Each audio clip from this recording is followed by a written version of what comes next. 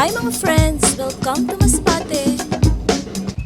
This video is all about Masbate City, what's inside the city and the province itself.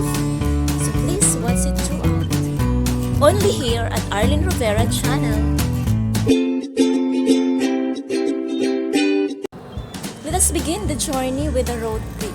So as you can see, medyo malayo yung ita-travel natin, although it's okay na din kasi the road is already concreted, so that's why hindi na siya ganun kahirap, unlike before na mahirap talaga magbiyahe from our place to Masbate City.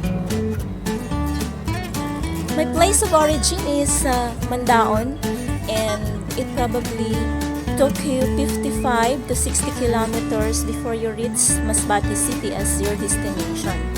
So, I'm recommending to all na kung ganun kalayo ang inyong babiyahin, ay kung hindi kayo sanay sa biyahe, ay syempre magdala na kayo ng pananggalang para sa hindi magandang pakiramdam.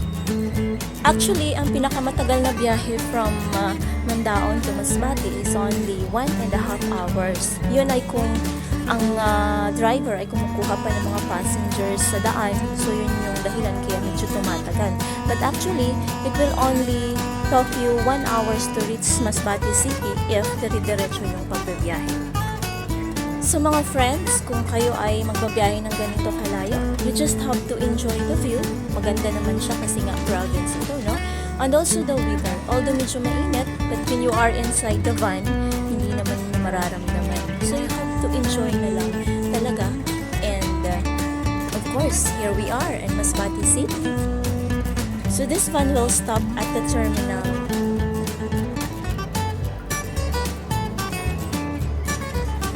Here we go.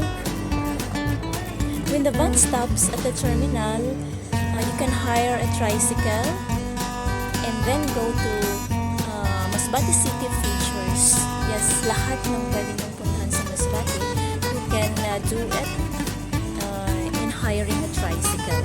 So wala po tayo dito jeep na pwedeng sakyan para po pumunta sa mga gusto mong puntahan. We only have the tricycles. This is how it looks like, guys. So ipinagmamalaki kong taga Masbate ako because of this. So although hindi siya ganun ka urbanized just like the other cities, at least Masbate City is thriving.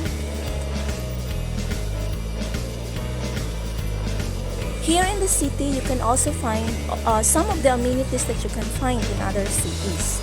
Just like McDonald's, the Jollibees, also meron ding mall, kahit nag-iisa lang yung Gaisano Mall, at least meron din siyang mga pwede ninyong bilhin doon at pwede rin kayong makapag-relax. You can also shop at the antique boutiques. So meron din dito yung meron akong nakita ng isang Japanese antique shop. So ito, inikot ko siya at tinignan yung mga nandito at saka yung mga pwede ninyong bilhin sa murang halaga.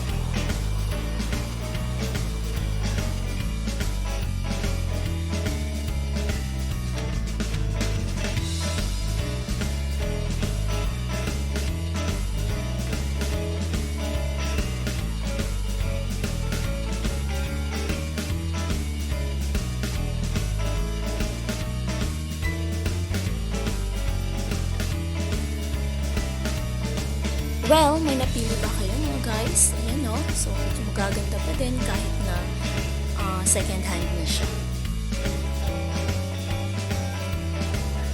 If you are a Catholic believer, so nandito pong napakalaking simbahan sa Masbate City at nasa harapan lang po siya ng McDonald's. After kumain, pwede po kayong sumila. And also, we have the Masbate colleges sa mga stationery. Ayan lang po yung na-videohan ko. Okay, let us proceed to Gaisano. What's inside the Gaisano? Ikutin po natin para makita ninyo